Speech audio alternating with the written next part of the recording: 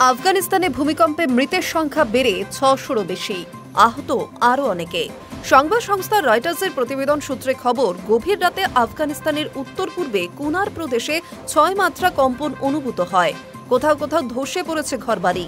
প্রশাসনের আশঙ্কা, ধ্বংসস্তূপের নিচে চাপা পড়ে রয়েছেন বহু মানুষ। তৎপরতার সঙ্গে শুরু হয়েছে উদ্ধার কার্য। সে দেশের স্বাস্থ্য মন্ত্রক সূত্রে খবর, জালালাবাদের কাছে এক গ্রামে ৩০ জনের মৃত্যু হয়েছে। নানানগরে এখনো পর্যন্ত মৃত্যু হয়েছে ৯ জনের। আহতের সংখ্যা অন্তত ২৫। তাদের স্থানীয় হাসপাতালে ভর্তি করানো হয়েছে।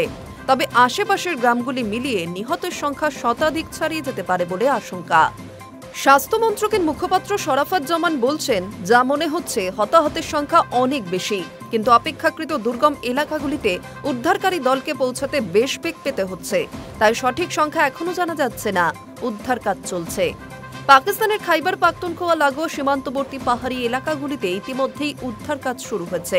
প্রাদেশিক তথ্য প্রধান নাজিবুল্লাহ হানিফের কথায়, এখনো পর্যন্ত শয়ে শয়ে আহতকে হাসপাতালে ভর্তি করানো হয়েছে।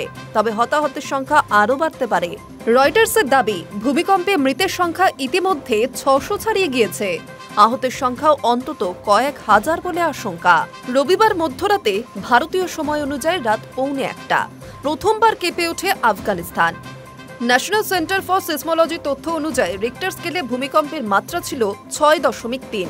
কম্পনের উৎসস্থল ছিল ভূপৃষ্ঠ থেকে ১০ কিলোমিটার গভীরে। এরপরেও বেশ কয়েকবার ভূকম্প পরবর্তী কম্পন অনুভূত হয়েছে আফগানিস্তানে। তার মধ্যে অন্তত ২টি কম্পনের মাত্রা ছিল ৫-এরও বেশি। কম্পন অনুভূত হয়েছে ভারতের জম্মু ও কাশ্মীর এবং দিল্লির আশেপাশের এলাকাতেও। আফগানিস্তানের বিস্তীর্ণ অঞ্চল, বিশেষত হিন্দুকুশ পর্বতমালা সংলগ্ন এলাকা অত্যন্ত ভূমিকম্প প্রবণ, কারণ ওই এলাকা ভারতীয় এবং ইউরেশীয় প্লেটের সংযোগস্থলে অবস্থিত। এর আগে ২০২৩ সালের ৭ই অক্টোবর ৬.৩ মাত্রারই আরও এক ভূমিকম্প হয়েছিল আফগানিস্তানে। গুড়িয়ে গিয়েছিল দেশের একাংশ।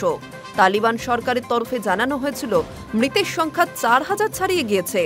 যদিও পরে রাষ্ট্রপুঞ্জ জানায়, মৃতের সংখ্যা ১,৫০০-এর কিছু বেশি। High news network.